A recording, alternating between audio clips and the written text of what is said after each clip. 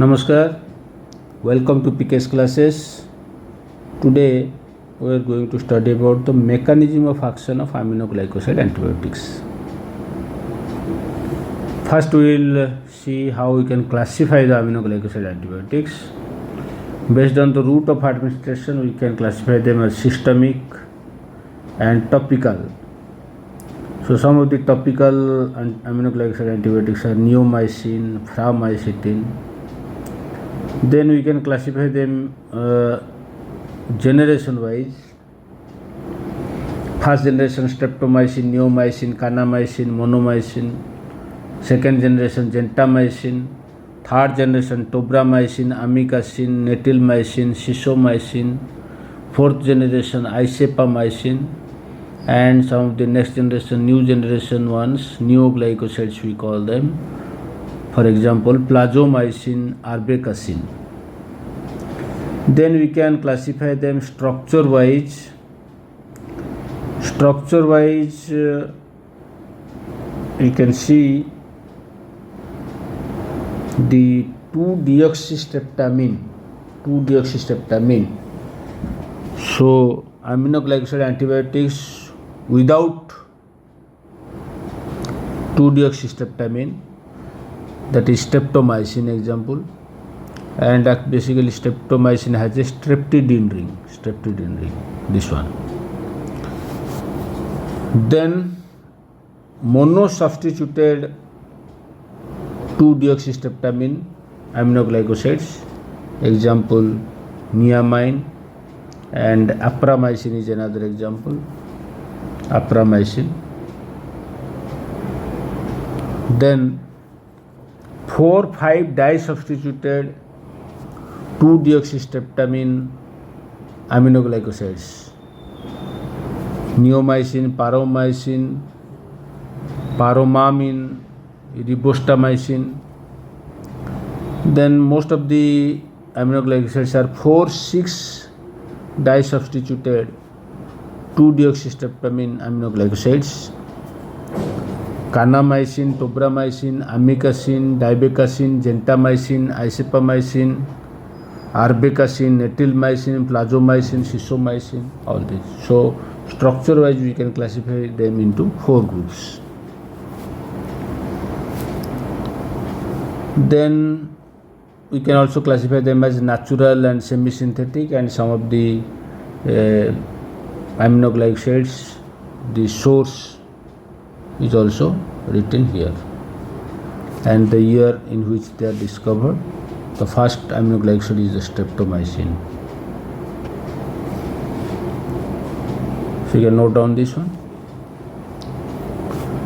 Now let us discuss the mechanism of action.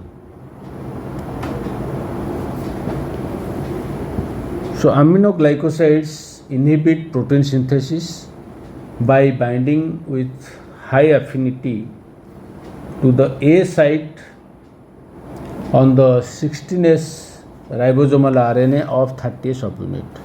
So you can see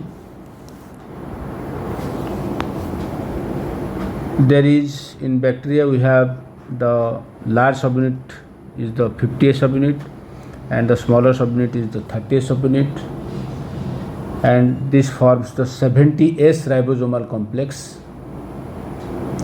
The 30S subunit consists of one 16S molecule of ribosomal RNA and about 21 proteins, whereas the 50S consists of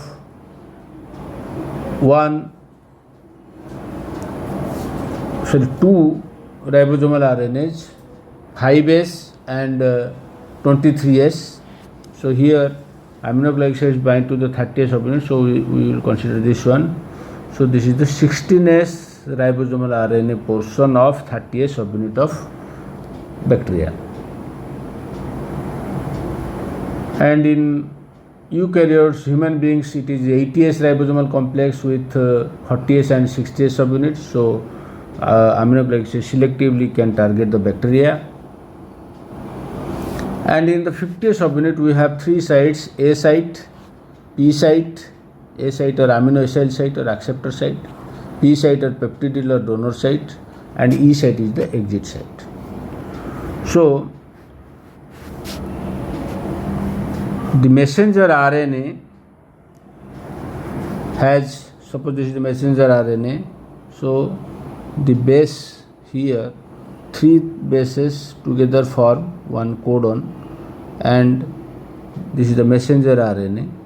Similarly, the transfer RNA has anticodon with one amino acid. So at the A site, the tRNA enters. At the A site, the tRNA enters. So here it has the amino acid, and it has the anticodons, which will recognize the codons in the messenger RNA. And once the first tRNA is attached to the mRNA, the ribosome moves exactly 3 nucleotides along this, so the direction will be like this. And the next tRNA with its own amino acid moves to its position. So the first one will come to the P site. So this one, if this one is the first tRNA, it will come to the P site. Then the second one will come to the A site.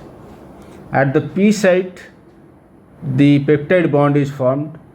So this amino acid will be released here, and the only tRNA will move to the exit site, and it will go so that it can be recycled. So it can be recycled, it will take up a fresh amino acid and will be reused. So this amino acid will be formed with the next tRNA. So accordingly, these peptide bonds are formed, and elongation occurs in this chain. So in this way the protein or peptide is formed. So at the P site, the peptide bond is formed. As the proper amino acids are brought into line one by one, peptide bonds form between them, and the protein progressively lengthens. At the E site or exit site, the exit of the free or empty tRNA occurs. Each time the ribosome moves one codon along the mRNA, an empty tRNA is ejected. The released tRNA can now pick up another molecule of the same amino acid. So as we have discussed, this 30th subunit consists of one 16S ribosomal RNA molecule and about 21 proteins.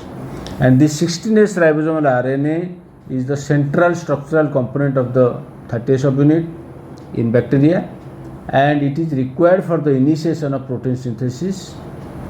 So aminoglycosides, by inhibiting the A site, so at this point here, this is the A site, and here the binding of the messenger RNA and tRNA not binding, that rather the recognition of the complementary codon and anticodon occurs. So when this is inhibited, when aminoglycosides inhibit this A site on the 16S ribosomal RNA of 30th subunit of the ribosome, then they inhibit the initiation of protein synthesis, and also there will be incorrect codon and anticodon pairing. So we can see aminoglycosides inhibit A site on the 16S ribosomal RNA of the 30th subunit of prokaryotes, inhibit initiation of protein synthesis. There is incorrect codon anticodon pairing, so overall it inhibits the protein synthesis. This is all about the mechanism of action of aminoglycosides. And some aminoglycosides also impact protein synthesis by blocking elongation and by directly inhibiting initiation. Aminoglycosides are bactericidal, and this is all about its mechanism of action. Thank you.